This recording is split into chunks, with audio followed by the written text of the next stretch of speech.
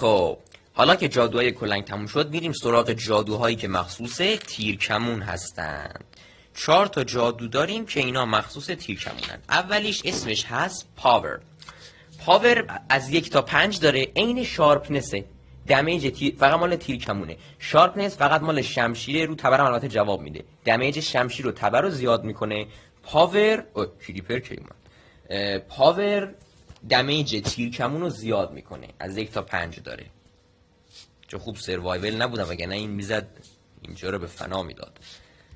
جادوی دوم اسمش پانچ است. پانچ 1 و 2 داره، همون ناکبکه ولی مال تیرکمونه.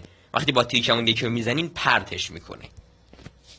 جادوی سوم اسمش فلیمه. فلیم فقط یه دونه هست. فلیم 1 داریم، دیگه 1 2 3 نداره.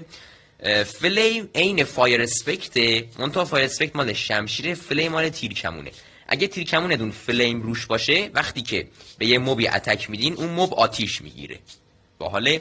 و آخرین جادو که مال تیرکمونه و از همه باحالتره اینه، اینفینیتی. اینفینیتی هم فقط یه دونه داز هست ازش و قوی ترین جادویی که میتونین روی تیرکمون بندازین. اینفینیتی به فارسی یعنی بی نهایت. تیرای تیرکمون شما رو بی نهایت میکنه. یعنی اگه شما تیرکمونتون جادوی اینفینیتی روش باشه، یه دونه تیر بذارین تو جیبتون، باش میتونین 1000 تا تیر شلیک بکنین. الان با خودتون دارین میگین آخ جون الان یه تیر معجونی میریم میسازیم و با تیرکمون اینفینیتی بی نهایت تیر معجونی شلیک میکنیم. خب بعد بگم که خوشحالیتون فقط 5 ثانیه دووم آورد. این جادوی اینفینیتی فقط روی تیر معمولی جواب میده، نه روی تیر معجونی.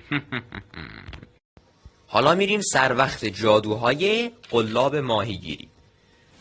2 تا جادو ما داریم که این 2 تا جادو مخصوص قلاب ماهیگیری هستن. اولیش لاک آف د سیه. لاک آف د سی به فارسی میشه خوششانسی دریا، خوششانسی در دریا. و از 1 تا 3 هم داره. اگه قلاب ماهیگیری دون روش لاک آف د سی باشه، خوششانسی ماهیگیریتون ببینید الان بدون میگم یعنی چی. شما وقتی با قلاب ماهیگیری ماهی میگیرین، اکثرا ماهی میاد تو قلابتون. یه احتمال خیلی کمی داره که چیزای با ارزش بیاد، مثلا همین کتابای جادو. امکان داره مثلا همونطور که دارین ماهیگیری میکنین یه چیز با ارزش بیاد براتون، اما کم پیش میاد، بیشتر ماهی میاد. لاک آف د سی کارش اینه که میاد خوش شانسیتون رو برای به دست آوردن اون چیزای با ارزش زیادتر میکنه. و خب خیلی چیز خوبیه. از 1 تا 3 هم داره. جادوی بعدی هم که فقط مال قلاب ماهیگیری لور هستش. لور. آره لور از 1 تا 3 هم داره و کارش اینه که سرعت ماهیگیری شما رو زیادتر میکنه. مثلا شما وقتی میخواین ماهی بگیرین باید بعضی وقتا 1 ساعت بشینین تا مثلا یه ماهی بیاد. اما لور هر چی سرعتش زیاد، مثلا سریعتر یه ماهی میاد، سریعتر یه آیتم میاد تو قلابتون. بله این 2 تا هم مخصوص قلاب ماهیگیری بودن که بذاریمشون. حالا میریم سراغ 2 تا جادوی متفرقه. اولیش بذارین اول بگم مندینگ. دوستان مندینگ هم یه جادویه که فقط یه دونه هست ازش، 1 یعنی 1 2 3 دیگه نداره. مندینگ هم عین آن بریکینگ روی همه چی جواب میده. رو شمشیر، ابزار، لباس، رو قلاب ماهیگیری، رو تیرکمون، رو همه چی. حالا کار مندینگ چیه؟ کارش اینه که خیلی باحاله در واقع. وقتی که شما لول میگیرین، مثلا یه موبو که میکشین، خب یه مقداری لول میگیرین. مثلا زغال که میکنین، دایموند که میکنین، مثلا اینا یه مقداری لول میگیرین. هر وقت که شما لولتون یه مقداری زیاد میشه، اگه یه آیتمی داشته باشین که مندینگ روش باشه، خود به خود تعمیر میشه. یه مقداری تعمیر. مثلا شما یه کلنگی دارین که این کلنگ روش مندینگه. وقتی که یه موبیو میکشین، این لولایی که جذب میکنین هم لولتون رو زیادتر میکنه، هم یه ذره وقت کلنگتون رو زیادتر میکنه، دیرتر مثلا خالی میشه. خیلی باحال، رو همه چی هم جواب میده. و مندینگ یه فرقی با بقیه اینچینتا داره، اونم اینه که به هیچ وجهی توی اینچینتینگ تیبل یافت نمیشه. یعنی شما اگه اینچینتینگ تیبل تا ته هم قوی بکنین، بازم مندینگ رو بهتون نمیده. تنها راه به دست آوردن جادوی مندینگ اینه که یه روستا پیدا کنین، یه ویلیجر به اسم لایبرریان. اگه این ویلیجر رو مأموریتش انجام بدین تا ته آپدیت بشه، ممکنه، والا حتما هم نه، ممکنه که کتاب مندینگ رو بدون بفروشه. آره. البته بقیه ویلیجر هم میفروشن، ولی ابزارشون مثلا یه شمشیر میدن که روش مندینگه یا یه لباسی مثلا. جادوی بعدی که میخوام بهتون نشون بدم و خیلی باحاله اینه، فروست واکر. فروست واکر یعنی راه رونده روی یخ. تو چی میگی؟ برو ببینم. فروست واکر 1 و 2 داره، یکش که کمی چرته اما دوش خیلی باحاله. فروست واکر فقط مال چکمه است. نمیدونم چرا اول کاری نگفتم، ولی خب فقط مال چکمه است. اینا ما تو آنویل اینو میسازیمش یا دیگه نمیشه. چرا؟ آهان لول ندارم. یک لحظه من لولمو پر کنم برمیگردم. خب دوستان من لولمو به اندازه کافی بالا بردم. همونطور که میگفتم شما یک کفشی رو برمی‌دارید، هر کفشی میخواد باشه، دایموندی باشه، چرمی باشه. و فروست واکر یعنی راه رونده روی یخ، فقط روی چکمه جواب میده. نه این نیست که ایناش، و خیلی جادوی باحالیه. الان من کفش فروست واکر پوشیدم. حالا چی کار میکنه؟ کار این جادو اینه که باعث میشه شما بتونین رو آب راه برین. خیلی باحاله. یعنی تا میرین رو آب دیگه تو آب فرو نمیرین، در واقع زیر پاتون یخ میزنه و رو آب راه میرین. اینطوری نگاه. خیلی باحاله. من رو آب دارم راه میرم، رو یخ یعنی دارم راه میرم. با این جادو شما میتونید رو آب مثلا یه خونه بسازین، یه چیزی بسازین. آره همینطور میریم جلو. میریم. چقدرم لگ میخوره. وای لگ میخوره. میریم. بله همینطور که میرید من تا وسط اقیانوس هم میتونم برم و اصلا هم زیر آب فرو نمیرم. چی گفتم من؟ خب بس دیگه برگردیم. چه لگی میخوره.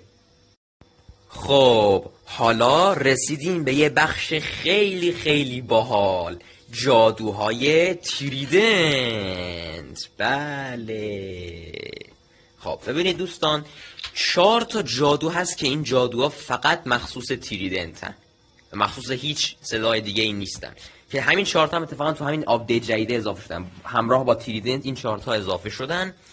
و البته ببینید شما 6 تا جادو میتونید رو تریدنت بندازین. 2 تاشو من گفتم، یکیش آن بریکینگه که دیرتر تموم میشه، یکیش هم مندینگه که وقتی لول میگیرین تعمیر میشه. این 2 تا رو میتونید رو تریدنت بندازین. علاوه بر اون 2 تا این 4 تا رو هم میتونید بندازین که این 4 تا فقط مخصوص تریدنت. این 4 تا جادو. فقط من یه چیزی بگم دوستان، این چینت کردن تریدنت یه ذره با بقیه چیزا فرق داره. میدونین که شمشیر نزدیک زنه، تیر کمون دور زنه. تریدنت هر دوه.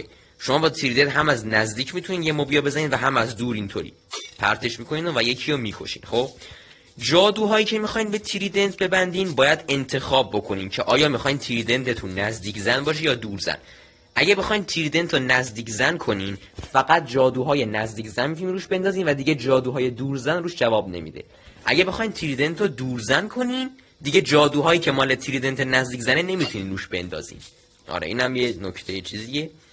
حالا من بدون توضیح میدم یعنی چی. ببینید دوستان، 4 تا جادویی که مخصوص تریدنته، 2 تاش مال تریدنت دور زنه، یکیش مال تریدنت نزدیک زنه و یکیش مشترکه. یعنی هر 2 تاشو میتونن داشته باشن. اول من مشترکه رو توضیح میدم. مشترکه اینه، ایمپیلینگ از 1 تا 5 داره و کارش اینه که دمیج تریدنت شما رو در مقابل موبای دریایی زیادتر میکنه. یعنی مثلا اگه تریدنتتون ایمپیلینگ روش باشه، وقتی به یه موب دریایی اتک میده بیشتر هیلش کم میشه. موبای دریایی مثل لاکپشت، دلفین، گاردین، الدر گاردین، زامبی دریایی اینا. مثلا اگه تریدنتتون ایمپیلینگ روش باشه به کریپر اتک بدین هیچ تاثیر خاصی نداره، چون کریپر موب خشکیه، فقط موبای دریایی. یه شرط دیگه هم داره، اونم اینه که اون موب دریایی حتما باید زیر آب باشه. مثلا زامبی دریایی خب یه موب دریاییه دیگه، پس ایمپیلینگ روش جواب میده. اما اگه مثلا شب بشه و زامبی دریایی از آب بیاد بیرون، بعد شما با تریدنت ایمپیلینگ بهش اتک بدین، این ایمپیلینگ روش جواب نمیده. چرا؟ چون تو خشکیه. باید حتما هم زیر آب باشه هم موب دریایی باشه، یه موب دریایی باید باشه. خب دوستان، من الان یه تریدنتی دستمه که روش ایمپیلینگ ویه، یعنی ایمپیلینگ 5. ایمپیلینگ 5 قوی ترین ایمپیلینگه و اینقدر دمیج شما رو زیر آب نسبت به موبای دریایی زیاد میکنه که با 4 تا اتک یه الدر گاردین میمیره. که اگه باور نمیکنین من الان به صورت عملی نشون میدم. ایمپیلینگ وی خیلی دمیج رو زیاد میکنه نسبت به موبای دریایی. دمیج اینا یه اتک، یک، این 2، این 3 و این ببینید 4. بله با 4 تا اتک قشنگ یه الدر گاردین که هیلش خیلی زیاده میمیره. حالا میریم سراغ جادوهایی که یا نزدیک زنن یا دور زن. اول من نزدیک زن رو میگم. جادوی نزدیک زن اسمش ریپتایده که مال تریدنت. ریپتاید از 1 تا 3 داره و تریدنتتون رو نزدیک زن میکنه. الان من نشون میدم. الان میریم ما تو آنویل تریدنت رو میذاریم، ریپتاید 3 رو هم بهش میبندیم. باز لول ندارم. خب ببخشید رفتم دوباره لول جمع کردم. الان تریدنت رو ما با ریپتاید رو بهش وصل میکنیم. بله الان تریدنت ما ریپتاید 3 روشه. ریپتاید چون یه جادوی نزدیک زنه، پس الان تریدنت ما شده نزدیک زن، دیگه از دور نمیتونیم بزنیم اینا. یعنی من میخوام پرتش کنم نمیتونم. چرا؟ چون دیگه تریدنتمون نزدیک زن شده. خب حالا دوستان ریپتاید چی کار میکنه؟ ریپتاید فقط زیر آب جواب میده، چون کلا تریدنت اصلا خودش سلاح دریاییه، زیر آب فقط جواب میده. باعث میشه که مثلا همون حالتی که میخواین شما پرتاب کنین تریدنت رو، همون حالت میگیریم، اینطوری نشونه میگیریم، روی یکی میگیریم و خیلی باحال بود. ریپتاید باعث میشه که وقتی شما تریدنت رو پرت میکنین خودتونم باش میرین، به سمتش میرین. حتی فقط زیر آب جواب میده. آره فقط زیر آب جواب میده و خیلی باحاله، چون مثلا نشونه میگیریم بعد اینطوری نه نشد. زدمش. اینطوری قشنگ نشونه میگیریم، بعد یعنی هر جا تریدنت میره شما هم باش میرین، خودت تریدنت رو میبرین تو دل. فقط هم زیر آب جواب بده. فقط یه شرط داره، فقط در یه حالت این تو خشکی جواب میده، اونم حالتیه که هوا بارونی باشه.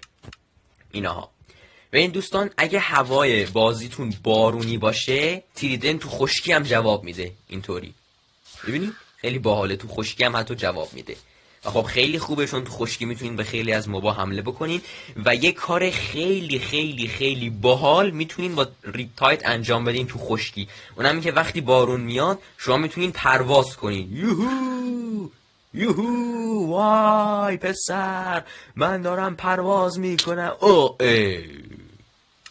اشتباه رفتیم. حتی یه کمی خطرناکه این ریپتایدا، ولی خب خیلی بالا. اگه هوا بارونی باشه شما با ریپتاید میتونین پرواز کنین. یوهو حتی از الایترا هم بهتره.